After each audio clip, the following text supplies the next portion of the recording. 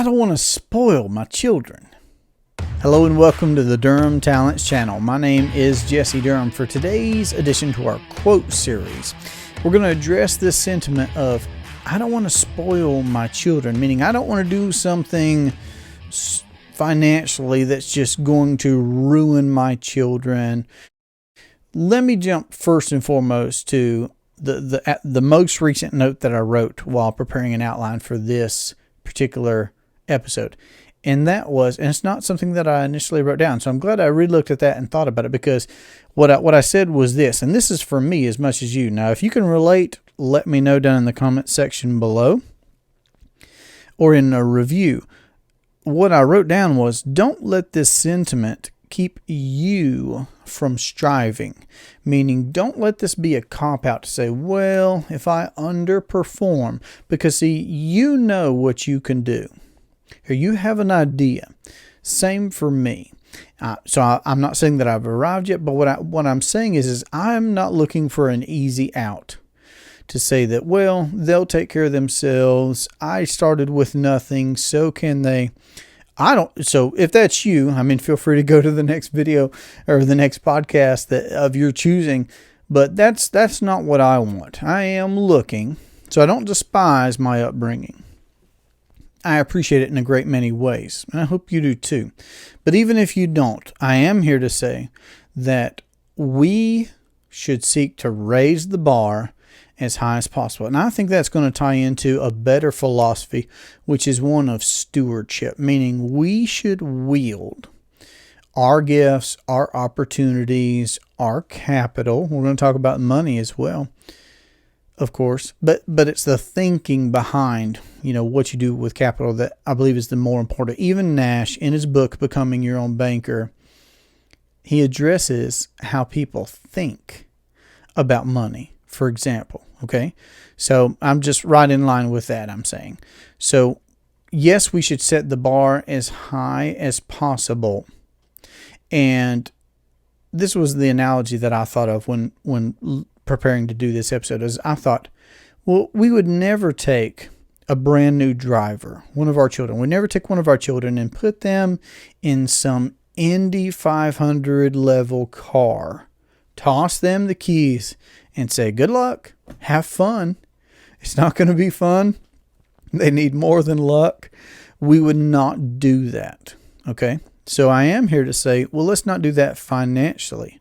Shouldn't they be, and this is just where we're at in our family, right? Is when we get home from riding out and about somewhere, out in public, all three of our children are vying for me to pull over at the start of our drive, let them get unbuckled, come up front where I'm at, and let them do the driving. They can't hardly reach the pedals just yet, so I'm working the pedals.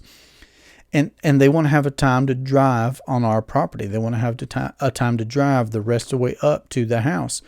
So we start with that before we level up, and then we level up, and then we level up, and we level up. Me personally, so again, I'm just saying, in this thinking is like, I had lots of opportunities to drive at home on our property growing up myself, and I loved it, and that was great. And I got to do more and more challenging things that were actually productive around the property, whether it was hauling something or pulling something up, just doing, and I was having a good time. I was working, sweating up a storm on days like today is. Actually, I'm recording in the summertime right now.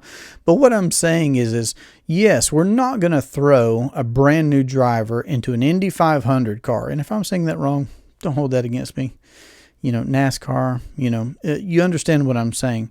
So let's not do that with finances. Yeah, let's not just, without structure, without guidance, without laying out, our philosophies and our thinking, and actually allowing our children to work with us on things. See, me and my boys, we've done a few business deals together, at this point. In the time of this recording, we've got in our sons a 9-year-old and a recent 8-year-old. And we've done agreements on, they've put up capital with me for renting out buildings where I'm giving my talk to potential clients. we've done deals together where they've helped me out with real estate investments.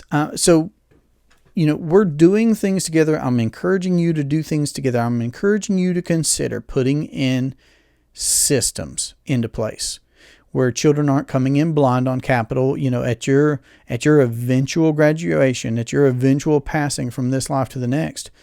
Don't let, this money fall down on the next generation. Let them have worked up the musculature to handle that, and then to grow that and to scale that and affect, the next generation even more, and the things that you care about even more. So let's be intentional about the systems that we put in place, the philosophies that we share, the experiences that we capitalize on together. Hey, let's do this. Hey, let's do that.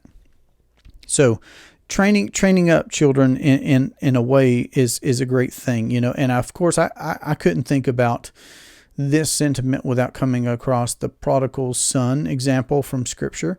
So, a guy had two sons, one of them diligent, honest, working, respectful, the other one not so much, a bit of rebellion in him, and he wanted his inheritance. And what I'd point out right there is, did the dad have to give him the inheritance then?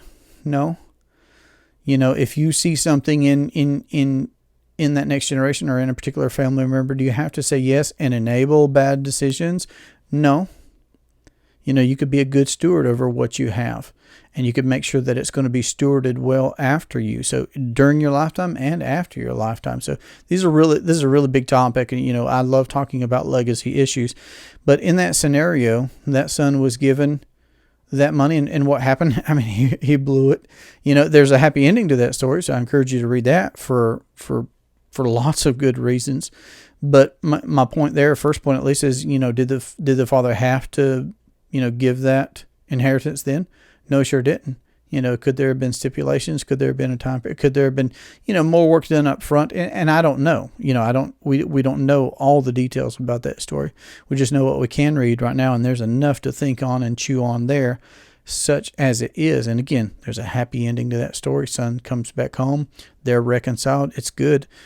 But I'm saying let's try and avoid any pitfalls if we can, for sure. Recently I actually, because I talk about Dave Ramsey stuff a fairly good bit, and I combat the things that I believe he says, in error, ignorance, or what have you.